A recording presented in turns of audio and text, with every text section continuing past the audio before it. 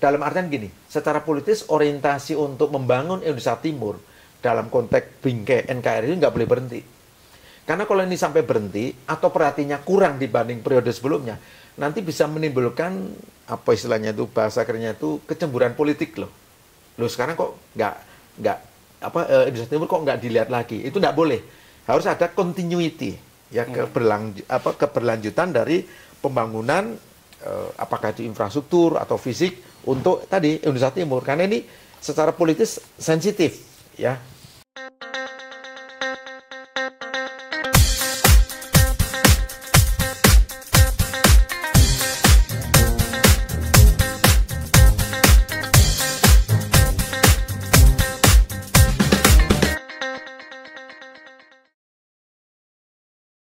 Halo Sobat Rakyat Merdeka, apa kabar semua? Semoga Anda semua dalam keadaan baik-baik saja, sehat walafiat.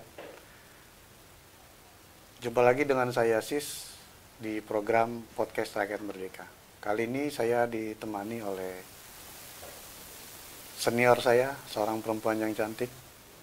Dia adalah pemimpin redaksi Rem-ID, Mbak Firsti Estearini, atau akrab disapa Kak Hesti, apa kabar? Alhamdulillah baik Kak Sis. Dalam kesempatan ini kami kedatangan bintang narasumber seorang ekonom senior yang saat ini menjabat sebagai co-founder atau Dewan Pakar Institute of Social Economic and Digital. Ini Bapak Rian Kiryanto. Pak Rian, sebelumnya salaman dulu Pak, biar nggak Salam sehat. Salam sehat. Apa kabar Pak? Luar biasa.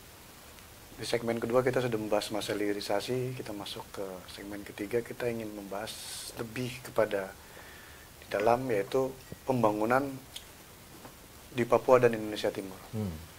Pak, kita tahu Pak, 10 tahun pemerintahan Pak Jokowi ini sangat fokus sekali pada pembangunan wilayah di wilayah timur, misalkan kayak Papua, di mana yang puluhan tahun infrastruktur agak tertinggal, digeber oleh Pak Jokowi dalam 10 tahun ini, yang akhirnya ternyata terbukti hasilnya sudah ada.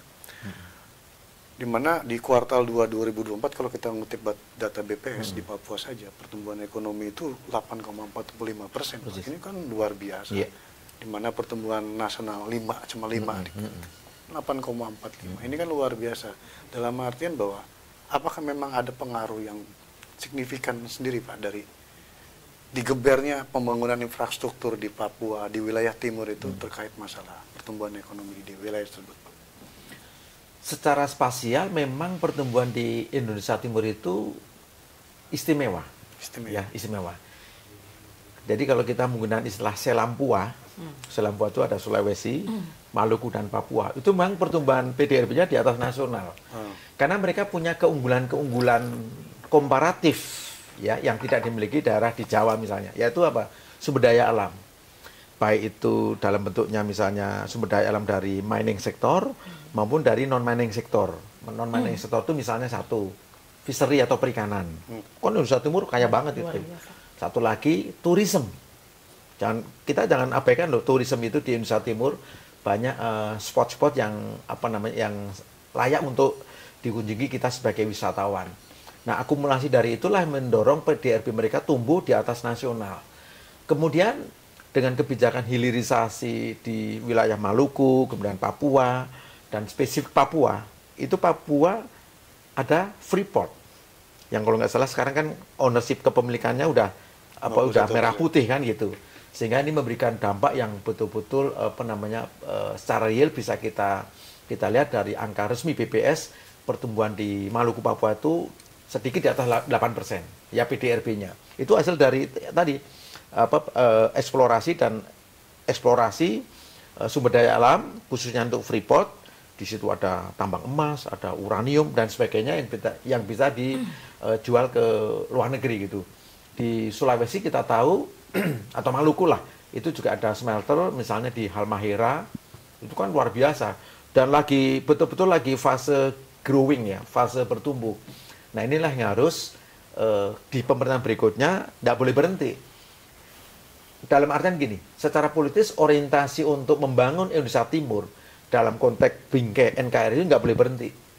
Karena kalau ini sampai berhenti atau perhatiannya kurang dibanding periode sebelumnya, nanti bisa menimbulkan apa istilahnya itu, bahasa kerennya itu kecemburuan politik loh. Loh sekarang kok nggak Indonesia Timur kok nggak dilihat lagi? Itu nggak boleh. Harus ada continuity ya, keberlanjutan dari pembangunan apakah itu infrastruktur atau fisik untuk tadi Indonesia Timur, karena ini secara politis sensitif ya. Yang kedua, Indonesia Timur itu kan boleh dibilang seperti ini. Ibarat itu aktiva atau aset itu belum diproduksi optimal. Artinya apa? Masih banyak ruang-ruang yang bisa kita improve, yang bisa kita leverage, menghasilkan produktivitas. Contohnya apa? Lahan. Ya, mungkin nggak kalau di Indonesia Timur dengan kondisi kontur tanah yang seperti itu, mungkin banyak tanah gambut dan sebagainya, bisa nggak itu bisa kita jadikan sebagai lahan pertanian tapi yang khusus misalnya. Tidak ada yang tidak bisa. Dengan teknologi yang sedemikian maju, itu bisa kita kerjakan. Sebagai sampel ya. Yang namanya Singapura itu kan nggak punya lahan pertanian. Tapi nggak pernah ribut tuh mengenai kekurangan kekurangan pangan. Karena apa ya tadi? Dengan teknologi yang mereka miliki, mereka bisa membuat stok pangan itu istilahnya selalu sufficient, memadai atau mencukupi. Di Jepang, teknologi pertanian lebih luar biasa. Lahan pertaniannya mungkin nggak seluas di Indonesia, tapi kenapa mereka bisa sampai mengekspor beras yang kita makan di Jakarta ini? Beras umum. Bukan beras itu kan ada yang beras premium itu loh, yang kita harus impor dari Jepang. Iya kan? Kan luar biasa. Kembali ke pertanyaan tadi, untuk Indonesia Timur banyak resources yang bisa kita kerjakan lagi ya lebih dalam, dibantu dengan teknologi, plus saya yakin kualitas daripada sumber daya manusianya juga bertumbuh dan bertumbuh. Tidak lagi seperti 10-20 tahun yang lalu. Di sana kan ada juga namanya Center of Excellence, misalnya Universitas Cendrawasih, Uncen, ya kan? Di Kalimantan ada Universitas Mula Warman, Unmul. Kemudian kalau kita masukkan katakanlah Bali ya, ada Universitas Udayana. Jadi banyak sekali center of excellence yang itu bisa menjadi lumbung untuk kita mensuplai sumber daya manusia yang bermanfaat bagi daerahnya. Ini juga bisa bisa sedikit bukan menghambat, tapi dalam konteks yang positif, tidak mendorong sumber daya manusia lokal yang punya edukasi yang baik itu migrasi ke Jawa gitu loh. Kenapa? Karena pembangunan ekonomi daerah itu sedang bergerak tumbuh. Jadi berpikirnya ngapain saya harus ke Jakarta? Jadi warga setempat optimis bisa mendapatkan mata pencarian. Itu maksud saya. Iya. Udah sekolah pinter-pinter, bingung nyari pekerjaan. Sekarang pekerjaan udah ada. Nah itu kan ini. Nah tadi betul jenengan. Kalau kita bergerak di sektor tambang, itu ada multiple efeknya loh. Akan menciptakan unit-unit ekonomi baru. Yang simpel adalah transportasi umum bertambah, housing, pemukiman penduduk bertambah. Kalau pembangunan housing atau pemukiman itu luar biasa impact-nya. Studi dari LPMUI mengatakan pembangunan properti itu melibatkan 184 unit ekonomi.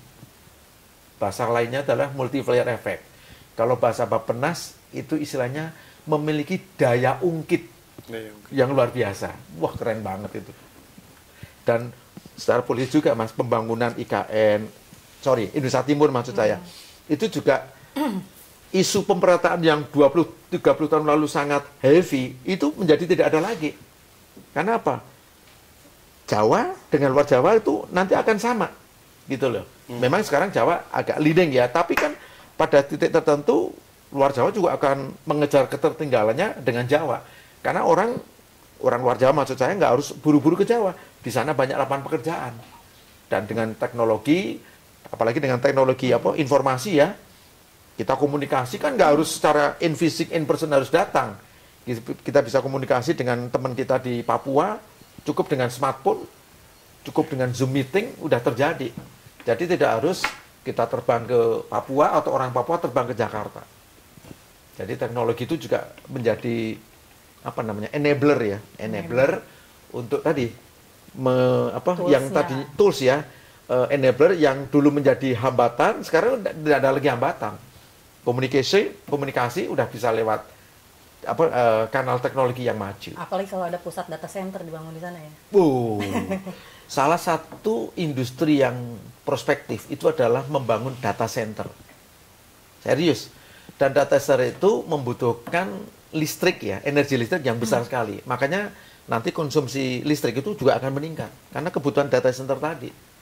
Jadi data center itu kan agar untuk mengurangi tingkat kepanasnya itu kan perlu pendinginan.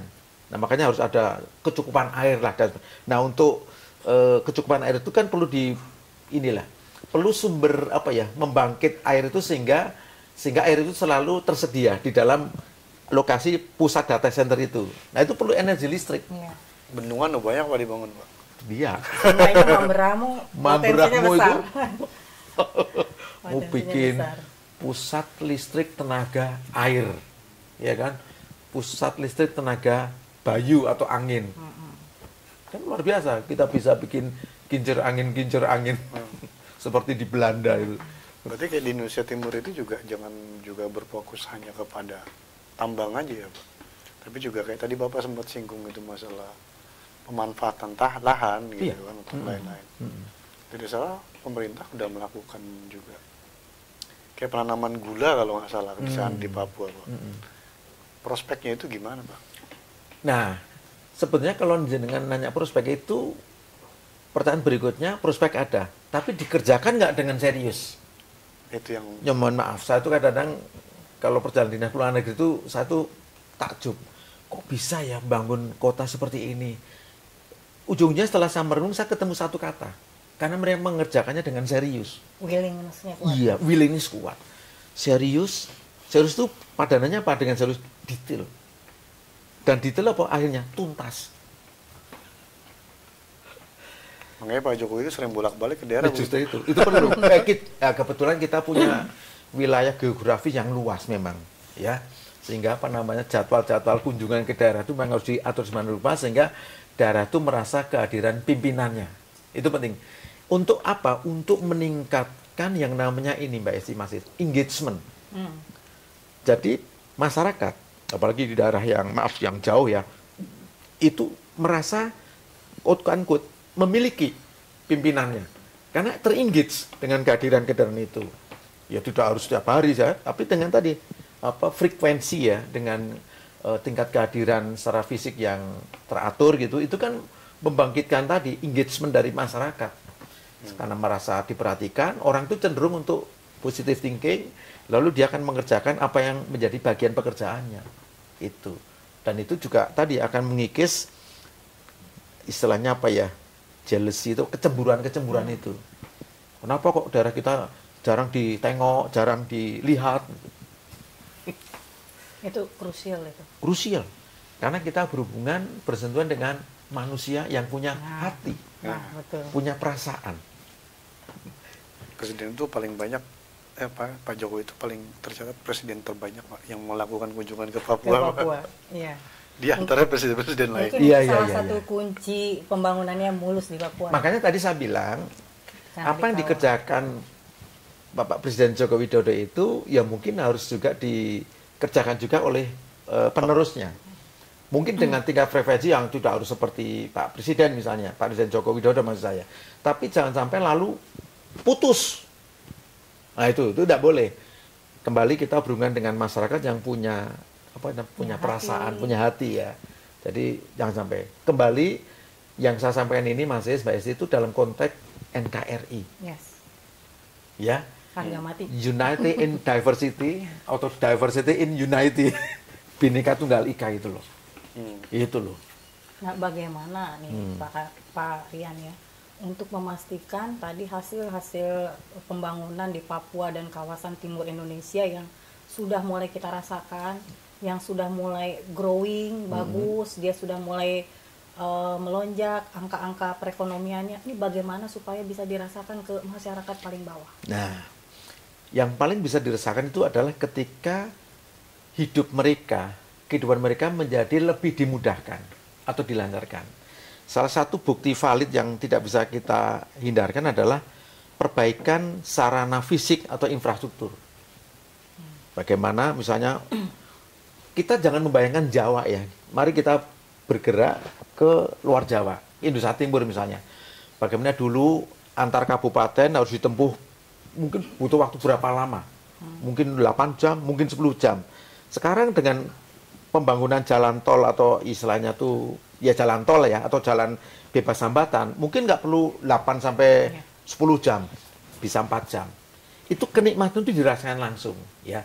Kemudian yang berikutnya adalah pembangunan infrastruktur fisik, misalnya telekomunikasi.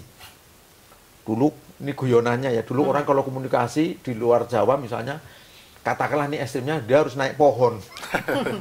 Kan ada cerita itu ya, Mas? Biar dapat sinyal. Iya, bisa saja. Nah, nggak begitu lagi. Maka harus banyak pembangunan, apa misalnya BTS ya, menara-menara itu di daerah sana.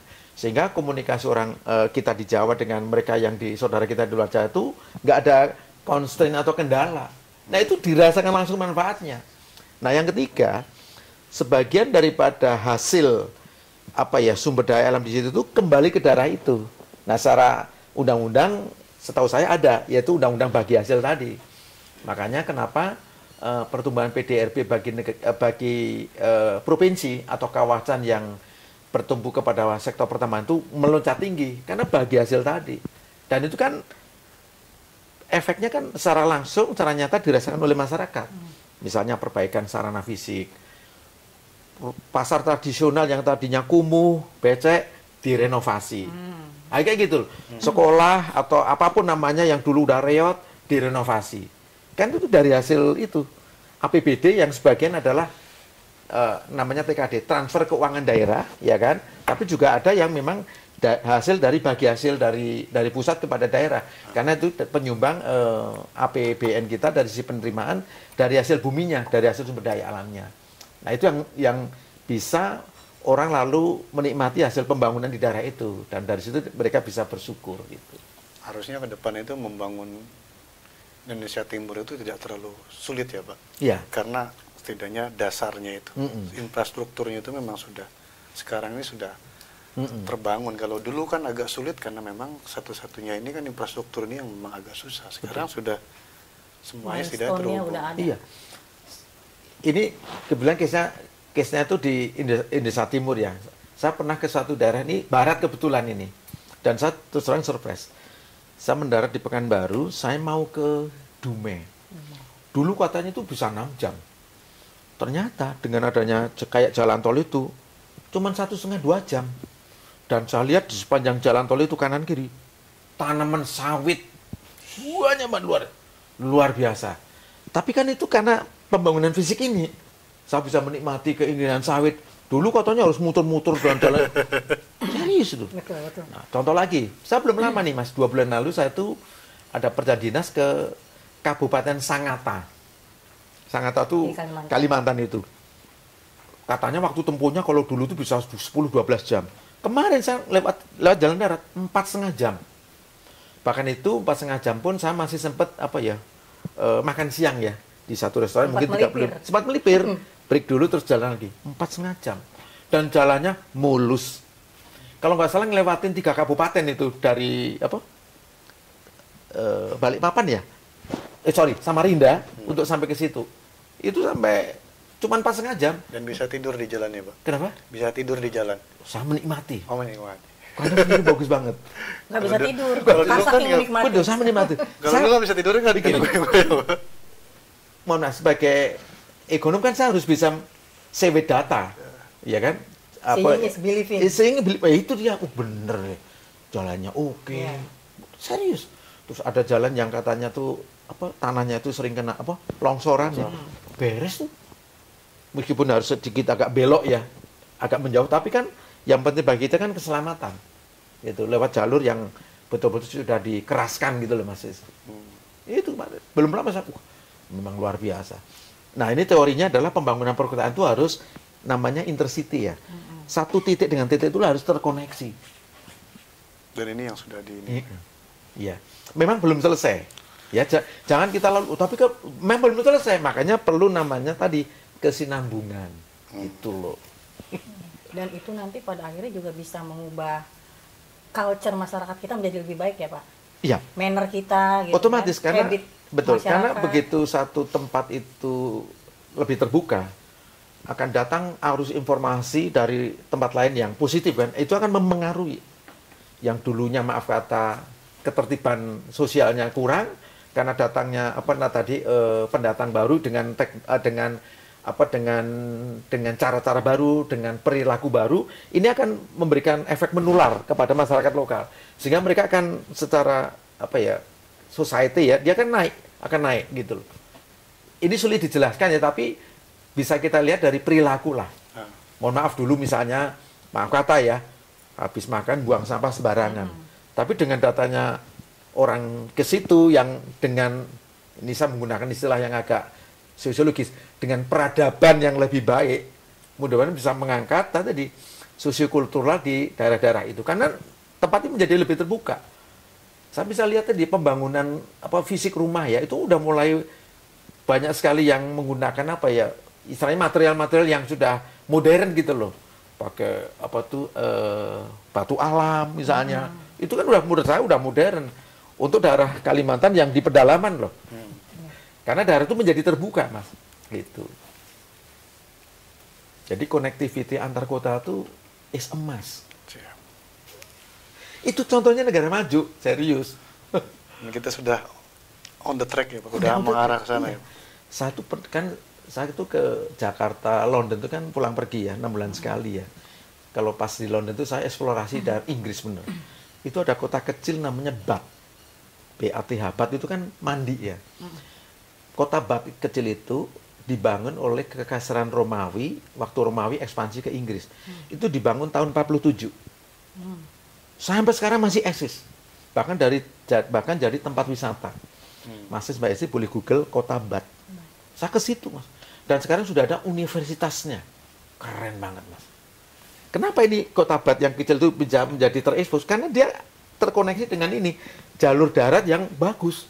Sehingga orang ke situ itu dari London ke situ mungkin nggak sampai 3 jam. Udah sampai kota kecil. Luar biasa. Nah itu loh. Saya berpikir Indonesia harusnya seperti itu. Antar kota itu terkoneksi. Dan itu sudah terjadi. Kemarin saya pulang dari daerah itu, jalan lingkar luar ya namanya ya.